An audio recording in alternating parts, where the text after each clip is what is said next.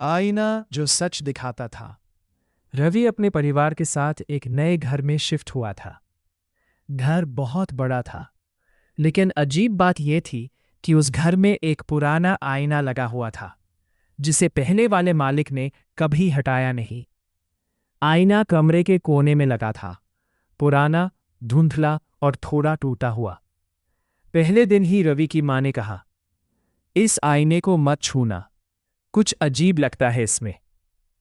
रवि हंस दिया, बस एक आईना ही तो है। रात को जब सब सो गए, रवि अपने कमरे में अकेला था। उसने अचानक आईने की तरफ देखा और कुछ सेकंड के लिए उसे लगा कि उसकी परछाई थोड़ी देर से हिल रही है। वो डर गया, लेकिन फिर खुद को समझाया, शायद मेरा भ्रम होगा। अगली रात वही हुआ। इस बार उसने साफ देखा, वो खड़ा था, लेकिन आईने में उसकी परछाई मुस्कुरा रही थी। आईना, जबकि वो खुद नहीं मुस्कुरा रहा था। रवि के रोंगटे खड़े हो गए। अब वो हर रात आईने को देखने लगा, और हर बार कुछ न कुछ अलग दिखता। कभी उसकी परछाई उसे घूरती रहती, कभी धीरे धीरे सिर हिलाती। एक रात उसने हिम्मत करके आईने के पास जाकर पूछा, तुम कौन हो? कुछ सेकंड तक सब चैन रहा। फिर आईने के अंदर से आवाज आई, मैं तुम ही हूं। रवि डर गया।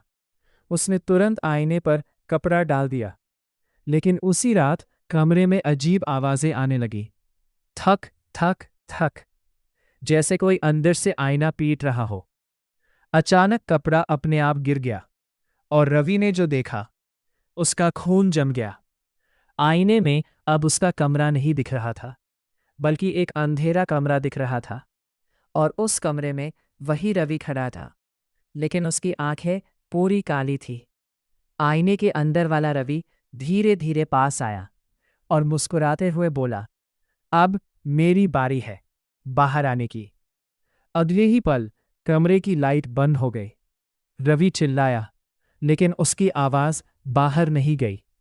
सुबह जब उसके माता पिता कमरे में आए, रवि बिल्कुल ठीक खड़ा था, लेकिन कुछ अजीब था। अब उसकी आंखों में कोई डर नहीं था, बस एक अजीब सी मुस्कान थी। उसकी मां ने पूछा, तू ठीक है ना? रवि धीरे से बोला, हाँ, अब सब ठीक है। लेकिन अब असली रवि आईने के अंदर फंस चुका था, और जो बाहर था वो कुछ और था। एंड लाइन, हर आईना सिर्फ चेहरा नहीं दिखाता, कभी कभी वो आपकी जगह भी ले लेता है। कहानी खाली हवेली का राज। गांव के किनारे एक पुरानी जर्जर हवेली खड़ी थी।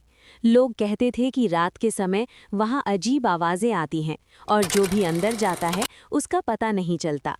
आदित्य, एक साहसी लड़का, अपने 3 दोस्तों राहुल, प्रिया और अंशुल के साथ हिम्मत करके उस हवेली में जाने का फैसला करता है। वे सभी शाम के समय सूरज ढलते ही हवेली के सामने खड़े होते हैं। हवेली की दीवारों पर पुरानी मकड़ी के जाले, टूटे खिड़की के शीशे और जंग लगी लोहे की बालकनियां डरावना माहौल बना रही थीं। पहला कदम। जैसे ही वे अंदर गए, हवेली का दरवाज़ा अपने आप बंद हो गया।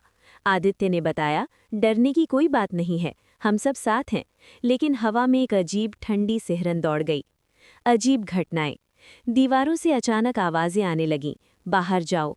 एक कमरे में तस्वीरें अचानक गिरने लगीं, जैसे कोई अदृश्य हाथ उन्हें हिला रहा हो। अंशुल ने देखा कि किसी ने उसके पीछे खड़ा होने का एहसास कराया, लेकिन वहां कोई था ही नहीं। भूत का सामना। एक बड़े हॉल में आदित्य और उसके दोस्तों ने देखा कि कमरे के बीच में एक छाया धीरे धीरे बन रही है।